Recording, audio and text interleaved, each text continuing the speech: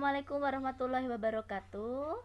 Kali ini kita akan mempelajari materi tentang bioteknologi, materi kelas 9 semester 2. Kompetensi dasar untuk materi bioteknologi adalah memahami konsep bioteknologi dan peranannya dalam kehidupan manusia. Apa itu bioteknologi? Bioteknologi berasal dari kata bio dan teknologi. Bio artinya makhluk hidup, teknologi artinya cara untuk memperoleh barang dan jasa. Sehingga bioteknologi merupakan pemanfaatan prinsip-prinsip ilmiah dengan menggunakan organisme untuk menghasilkan produk dan jasa guna memenuhi kebutuhan hidup manusia. Produk yang dihasilkan dapat berupa energi, bahan makanan, minuman, dan obat-obatan. Bioteknologi dibedakan menjadi dua, yaitu bioteknologi tradisional atau konvensional dan bioteknologi modern. Bioteknologi tradisional ada generasi 1, 2, dan 3, dimulai dari pembuatan tempe, tape, kemudian produksi bahan kimia, dan produksi antibiotik kecuali penisilin. Sedangkan bioteknologi modern, misalnya pembuatan asam amino, cloning, dan rekayasa genetika. Kelebihan dan kekurangan bioteknologi tradisional dan modern dapat dijelaskan sebagai berikut. Pada bioteknologi tradisional, kelebihannya biayanya murah dan alatnya sederhana. Sedangkan pada bioteknologi modern, memerlukan metode ilmiah, alat yang canggih, operator yang terdidik, dan produknya bernilai lebih tinggi. Kekurangan bioteknologi tradisional yaitu operatornya tidak terdidik, pemanfaatan mikroorganismenya pun terbatas. Sedangkan kekurangan bioteknologi modern biayanya lebih mahal. Nah, berikut ini adalah berbagai produk bioteknologi tradisional, dimulai dari tempe, tauco, kecap, oncom, yogurt, keju, mentega, asinan, tape, asam cuka, dan nata de coco dengan masing-masing mikroorganisme serta bahan yang berbeda-beda. Ini adalah contoh dari produk bioteknologi tradisional.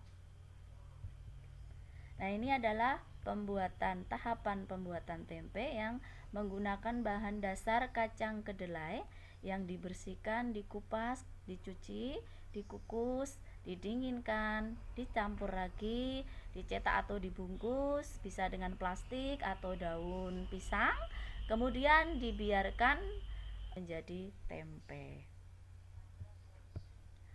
Kemudian produk bioteknologi modern, ada beberapa bidang bioteknologi modern. Yang pertama di bidang kesehatan dan kedokteran, bioteknologi berperan dalam menghasilkan insulin, vaksin, interferon, dan antibodi monoklonal.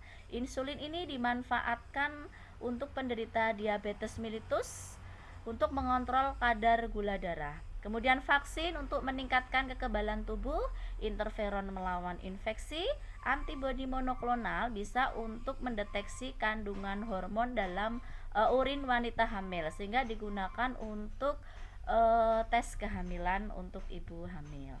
Pembuatan insulin memanfaatkan rekayasa genetika yang merupakan suatu cara memanipulasi gen untuk menghasilkan makhluk hidup baru dengan sifat yang diinginkan. Rekayasa genetika ini disebut juga pencangkokan gen atau rekombinasi DNA. Dalam rekayasa genetika digunakan DNA untuk menggabungkan sifat makhluk hidup. Ini adalah contoh produk hormon insulin yang telah dipasarkan. Nah, ini tahapan produksi insulin dengan rekayasa genetika menggunakan mikroorganisme bakteri ya. Kemudian dari bakteri ini plasmidnya diisolasi, dipisahkan, kemudian digabungkan dengan DNA atau gen penghasil insulin dari DNA kromosom manusia. Kemudian digabungkan, terbentuklah DNA rekombinan. Nah, plasmid ini dimasukkan ke dalam sel bakteri sehingga menghasilkan bakteri rekombinan dan terjadilah replikasi atau penggandaan gen sehingga nanti akan diproduksi hormon insulin dalam jumlah banyak. Selanjutnya, produk bioteknologi modern berikutnya adalah pembuatan antibodi monoklonal yang merupakan antibodi yang diperoleh dari sumber yang tunggal. Manfaatnya salah satunya yaitu untuk mengecek kandungan hormon HCG dalam urin wanita hamil. Digunakan untuk mengetes kehamilan pada ibu hamil. Kemudian yang berikutnya adalah pembuatan vaksin. Digunakan untuk mencegah serangan penyakit terhadap tubuh yang berasal dari mikroorganisme. Vaksin diperoleh dari virus dan bakteri yang telah dilemahkan atau racun yang diambil dari mikroorganisme tersebut. Contoh vaksin yang saat ini sedang diproduksi yaitu vaksin COVID-19. Ini adalah contoh vaksin.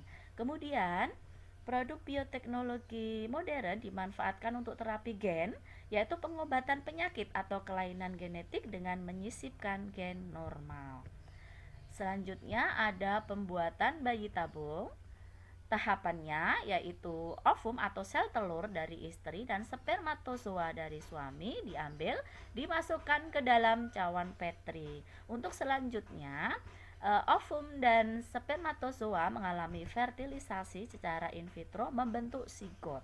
Zigot akan berkembang menjadi embrio. Embrio dimasukkan ke dalam rahim ibu atau istri sehingga berkembang menjadi janin di dalam rahim yang disebut sebagai proses in vivo. Nah, ini tahapannya. Ovum diambil, kemudian sperma dari bank sperma dijadikan satu, dimasukkan ke dalam cawan Petri dan dikondisikan sedemikian rupa sehingga terjadilah fertilisasi. Embrio dimasukkan ke dalam rahim istri atau ibu dan berkembang menjadi janin untuk dilahirkan sehingga diperoleh bayi tabung. Nah, di bidang peternakan, produk bioteknologi modern ini menghasilkan individu yang tahan penyakit, misalnya sapi transgenik, sapi hasil rekayasa genetika. Bioteknologi modern juga berperan untuk peningkatan produksi susu hewan. Individu baru yang identik atau sama secara genetik dengan induknya dihasilkan melalui proses cloning menggunakan sel somatis. Cloning pertama kali dilakukan oleh Dr. Ian Wilmut menghasilkan domba Dolly. Cara teknik cloning yaitu dengan menghilangkan nukleus atau inti sel telur dari domba betina, kemudian menggantikan nukleus tersebut dengan nukleus dari sel kelenjar susu. Nah, ini tahapan cloningnya. Jadi sel telur dari domba A diambil, kemudian inti selnya dihilangkan, kemudian inti selnya diganti dari inti sel dari kelenjar susu dari domba betina yang lain. Dua sel ini disatukan sehingga akan terjadi pembelahan sel menghasilkan embrio, dan embrio ini dimasukkan ke dalam rahim atau uterus domba betina sehingga berkembang menjadi janin dan domba melahirkan seekor domba yang pertama kalinya dinamakan dengan domba Dolly. Di bidang pertanian, rekayasa genetika dimanfaatkan untuk menghasilkan individu dengan sifat yang baru. Beberapa contohnya tanamannya ada jagung, ada padi, beras, dan tanaman yang lainnya. Kemudian pada pemuliaan tanaman dikenal teknologi reproduksi yaitu teknik kultur jaringan yang merupakan metode untuk memisahkan atau mengisolasi bagian tanaman baik itu sel, jaringan atau organ baik berupa daun, akar, batang, tunas, serta membudidayakannya dalam lingkungan yang terkendali dan steril sehingga menghasilkan tanaman baru yang memiliki sifat sama atau identik dengan sifat induknya. Kultur jaringan berdasarkan prinsip totipotensi yaitu kemampuan sel tumbuhan untuk membelah. Jadi tahapannya bagian tubuh tumbuhan dipotong-potong kecil, kemudian sel dimasukkan atau bagian tumbuhan dimasukkan ke dalam cawan Petri yang di dalamnya terdapat media khusus dan steril.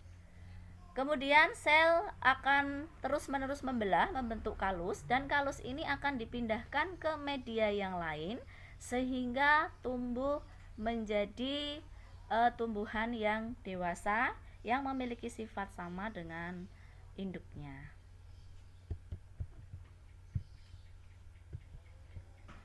Di bidang lingkungan, bioteknologi modern berperan dalam pendegradasi pencemaran minyak di perairan, misalnya menggunakan bakteri Pseudomonas dan Acinetobacter. Pemanfaatan bakteri untuk menguraikan polutan yang mencemari lingkungan ini disebut dengan bioremediasi. Sementara pemanfaatan tanamannya disebut sebagai fitoremediasi, contohnya enceng gondok. Di bidang forensik digunakan untuk fakta-fakta medis pada masalah-masalah hukum. Dampak pemanfaatan bioteknologi dapat menyebabkan dampak positif maupun dampak negatif. Dampak positifnya yaitu di bidang pangan dapat meningkatkan nilai gizi, menghasilkan produk protein sel tunggal yang bergizi, kemudian menghasilkan makanan yang tahan lama dan meningkatkan perekonomian masyarakat. Selain itu, menciptakan bibit unggul, meningkatkan peran positif baik di bidang industri, pertanian maupun lingkungan. Sedangkan di bidang pertambangan bisa berperan dalam pemisahan logam dari bijinya. Sedangkan dampak negatif dari bioteknologi yaitu menurunnya keanekaragaman hayati atau plasma nutfah. Sementara itu tanaman transgenik hasil rekayasa genetika dapat menyebabkan alergi pada orang-orang tertentu. Nah, demikian materi bioteknologi yang bisa disampaikan. Selamat belajar. Terima kasih.